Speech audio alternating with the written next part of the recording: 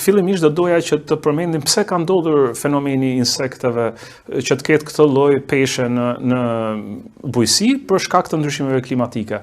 Së pari, ngroja e motit i ka favorizuar përhapjen gjeografike të insekteve nga një rajon i ngrohtë në rajone të reja të ngrohta, duke e zgjeruar sipërfaqen e përhapjes së tyre në mënyrë tepër të pakufizuar.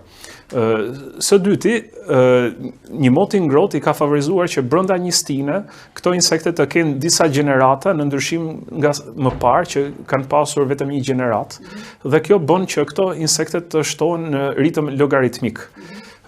Gjithashtu, duke kaluar koha me këto efekte, ato krijojnë një farë rezistence, bëhen të pamposhtura për shkak të numrit të tyre të madh dhe fermerët detyrohen që të përdorin më shumë pesticide se sa më parë.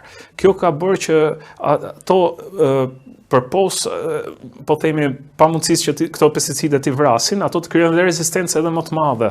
Dhe me rritjen e rezistencës së tyre, duke rritur dhe dozën e kimikateve, atëherë kjo na ka çuar një spirale negative që nuk e di se kur mund t'i gjendet zgjidhja në këtë lloj trendi që ne po vazhdojmë.